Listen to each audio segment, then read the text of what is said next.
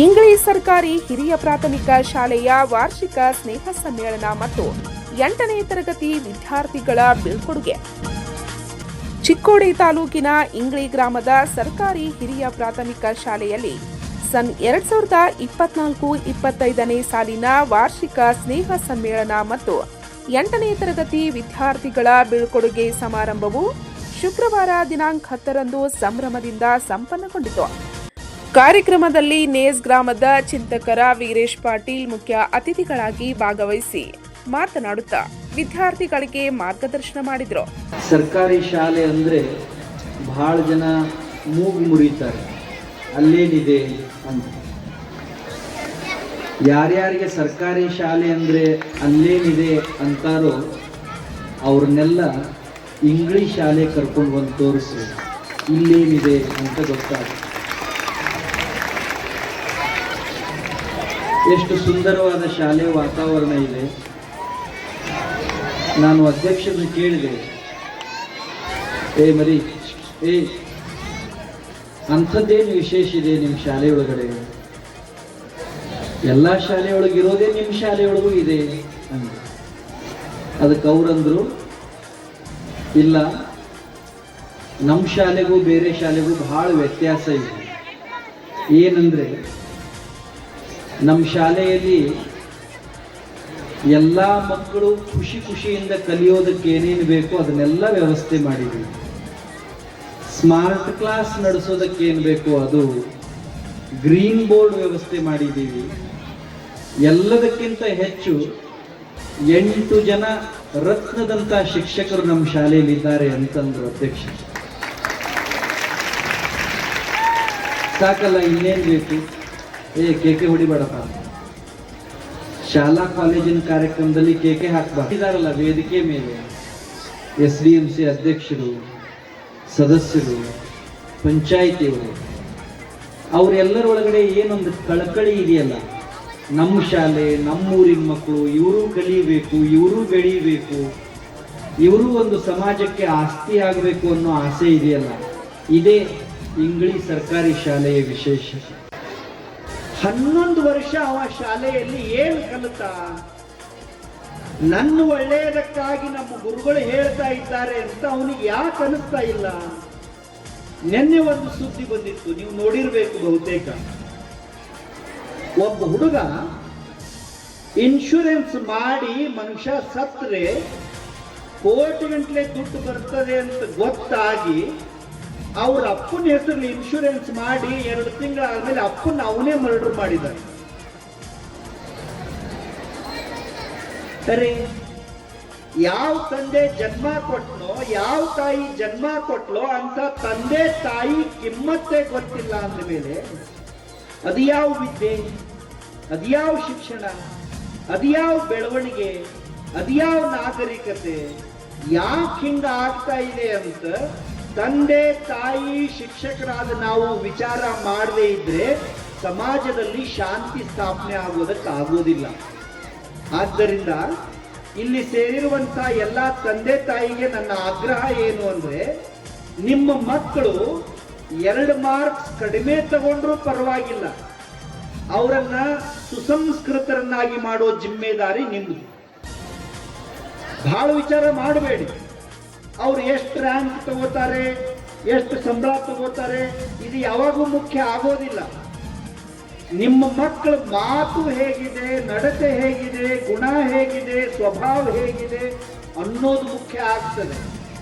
ಅದಕ್ಕೆ ಮೊದಲು ಮಕ್ಕಳಿಗೆ ಒಳ್ಳೆಯ ಗುಣಗಳನ್ನ ಕಲಿಸೋ ಪ್ರಯತ್ನವನ್ನ ಮಾಡಬೇಕು. ಇದನ್ನ ತಂದೆ ತಾಯಿ ಶಿಕ್ಷಕರಾದವರೇ ಮಾಡಬೇಕು.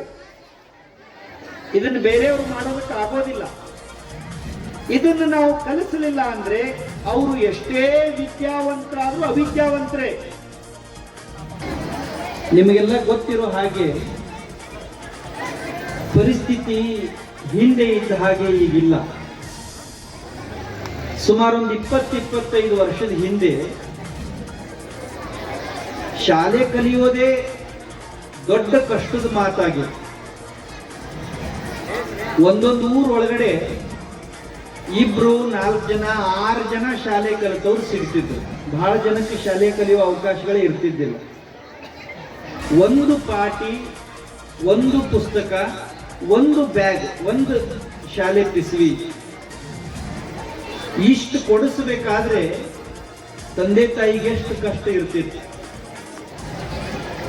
ಎಲ್ಲದಕ್ಕಿಂತ ಹೆಚ್ಚಾಗಿ ಶಾಲೆಗಳೇ ಹೆಚ್ಚಿನ ಪ್ರಮಾಣದಲ್ಲಿ ಇರ್ತಿರ್ಲಿಲ್ಲ. ಅವಾಗ ಎಲ್ಲೋ ಒಂದು ಶಾಲೆ 4 ಊರು 5 ಊರು 6 ಊರು 10 ಊರ ನಡುವೆ ಒಂದು ಶಾಲೆ ಇರ್ತಿತ್ತು. ಆದ್ರೆ ಈಗ ಪರಿಸ್ಥಿತಿ ಬದಲಿಯಾಗಿದೆ. ಚಿತ್ರಣ ಮೊದಲಿನ ಹಾಗೆ ಇಲ್ಲ. ಒಂದೊಂದು ಊರಿಗೆ 10 ಶಾಲೆ ಇದಾವೆ. ಒಂದೊಂದು ಶಾಲೆಯೊಳಗಡೆ 10 ಜನ ಶಿಕ್ಷಕರು ಸಿಗ್ತಾರೆ. ನಿಜವಾಗಿಯೂ ಈ ಬೆಳವಣಿಗೆ ಏನಿದೆ, ಊರಿಗೆ 4 ಶಾಲೆ, ಶಾಲೆಗೆ 10 ಜನ ಶಿಕ್ಷಕರು, ಇದು ತುಂಬಾ ಅಭಿಮಾನ ಪಡುವಂತ ಸಂಗತಿ. ಆದರೆ ಏನು ಬದಲಾವಣೆ ಸಮಾಜದೊಳಗಡೆ ಆಗಬೇಕಾಗಿತ್ತೋ ಆ ಬದಲಾವಣೆ ಇನ್ನೂ ಸಮಾಜದೊಳಗಡೆ ಆಗಿಲ್ಲ. ಇದು ಬಹಳ ಕೆಟ್ಟ ಬೆಳವಣಿಗೆ, ವಿಕೃತ ಬೆಳವಣಿಗೆ. ಯಾವ ಸಮಾಜದಲ್ಲಿ ಕಲಿತವರ ಪ್ರಮಾಣ ಹೆಚ್ಚಿಗೆ ಇದೆಯೋ, ಶಿಕ್ಷಿತರ ಪ್ರಮಾಣ ಹೆಚ್ಚಿಗೆ ಇದೆಯೋ, ಆ ಸಮಾಜದಲ್ಲಿ ಶಾಂತಿ ಪ್ರೀತಿ ಇರಬೇಕು.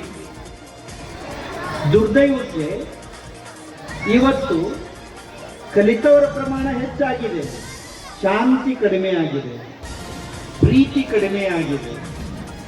ಎಲ್ಲಿ ನೋಡಿದ್ರು ಅನ್ಯಾಯ, ಮೋಸ, ಅನಾಚಾರ, ಪರಸ್ಪರ ದ್ವೇಷ, ಅಸೂಯೆ. ಇದು ಯಾಕಾಯಿತು? ಇಲ್ಲಿ ಸೇರಿರೋ ತಂದೆ ತಾಯಿ ವಿಚಾರ ಮಾಡಿ ನೋಡಿ. 10 ಊರಿಗೆ ಒಂದು ಶಾಲೆ ಇದ್ದಾಗ ಸಮಾಜ ಶಾಂತಿಯಿಂದ, ಪ್ರೀತಿಯಿಂದ, ಹೊಂದಾಣಿಕೆಯಿಂದ ಇತ್ತು. ಈಗ ಒಂದು ಊರಿಗೆ 10 ಶಾಲೆ ಇದ್ದಾವೆ, ಸಮಾಜದಲ್ಲಿ ಶಾಂತಿ ಕದಡಿ ಹೋಗಿದೆ. ಎಲ್ಲಿ ನೋಡಿದ್ರು ಜಗಳ, ಎಲ್ಲಿ ನೋಡಿದ್ರು ಮೋಸ.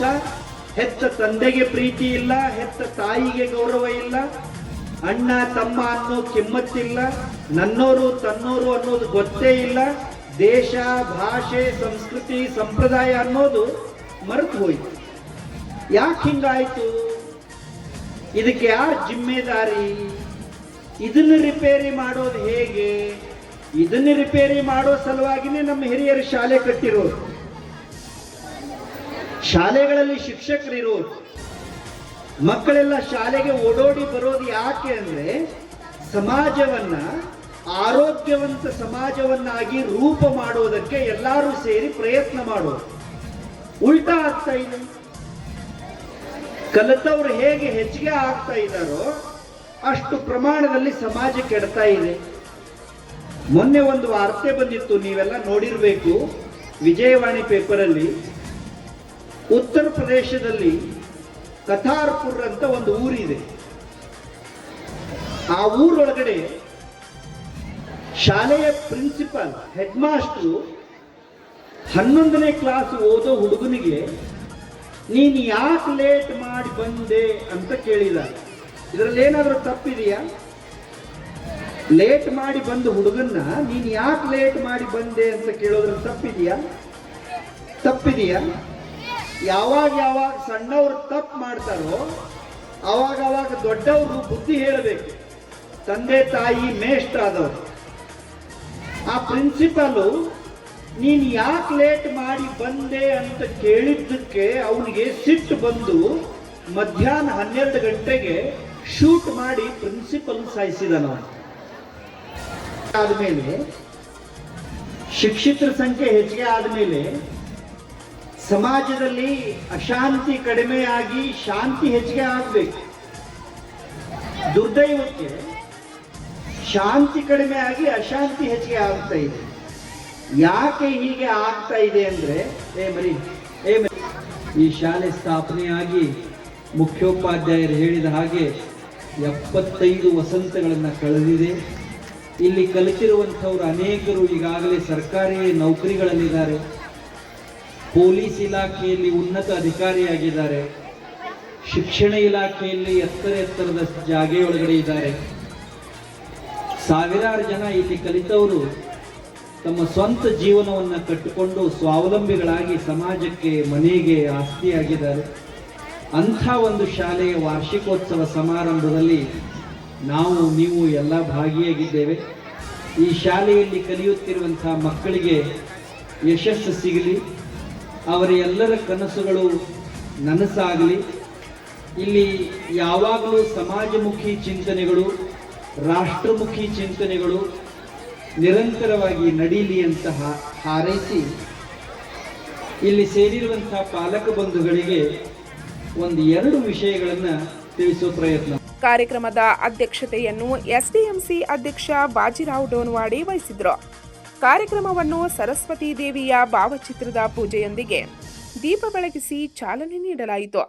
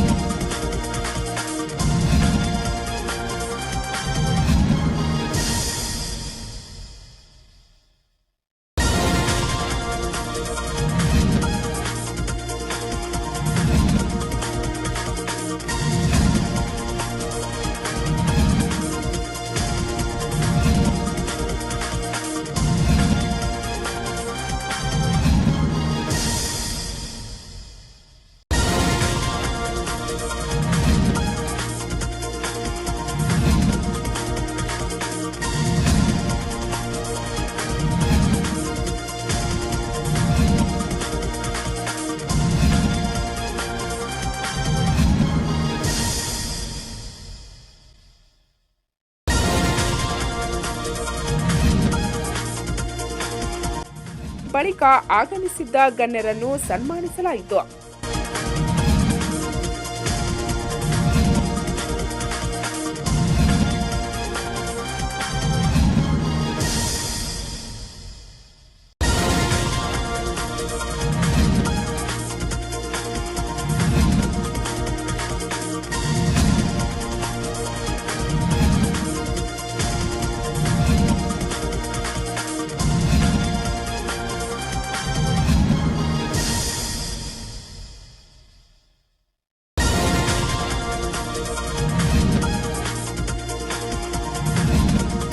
ಅಲ್ಲದೆ ಶೈಕ್ಷಣಿಕ ವರ್ಷದಲ್ಲಿ ಸಾಧನೆ ಮಾಡಿದ ವಿದ್ಯಾರ್ಥಿಗಳಿಗೆ ಪ್ರಮಾಣ ಪತ್ರ ನೀಡಿ ಸನ್ಮಾನಿಸಲಾಯಿತು.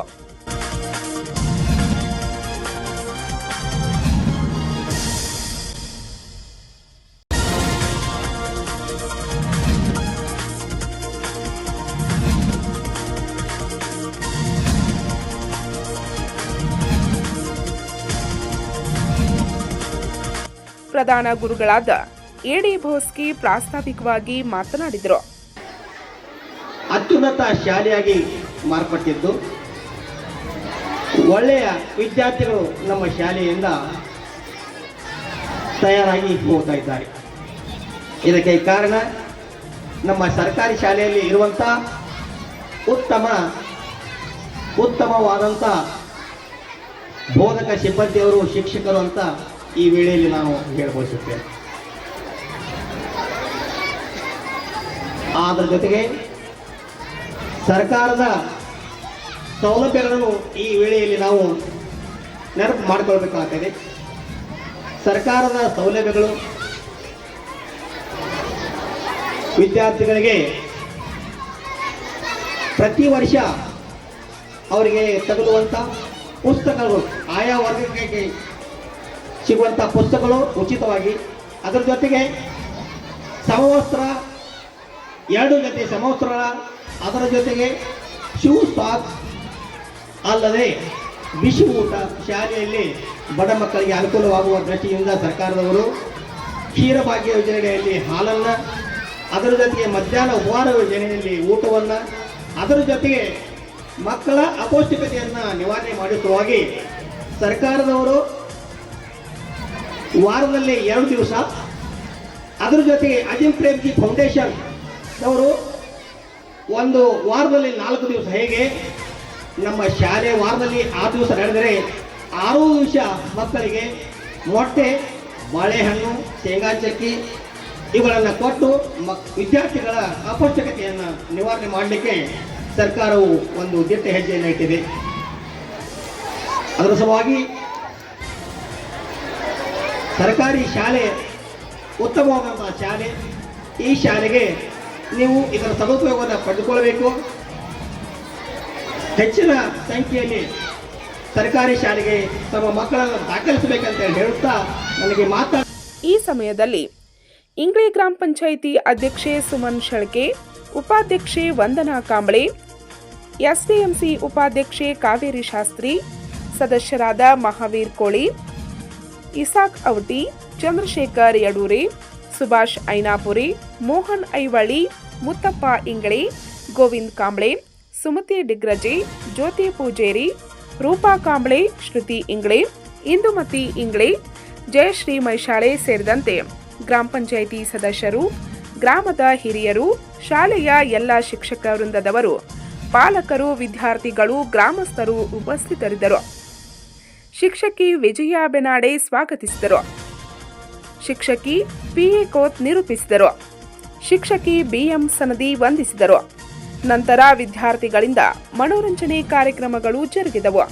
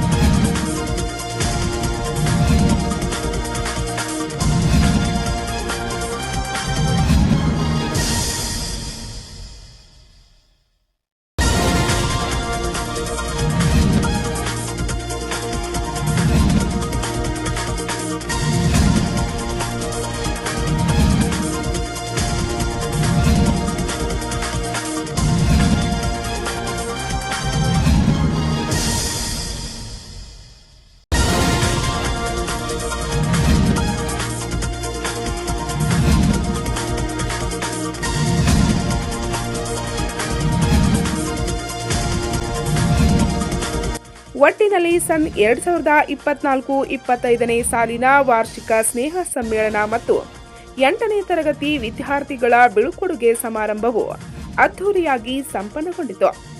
ಪಂಚ್ ನ್ಯೂಸ್ಗಾಗಿ ಇಂಗ್ಳಿಯಿಂದ ರಾಜು ಕೋಳಿ.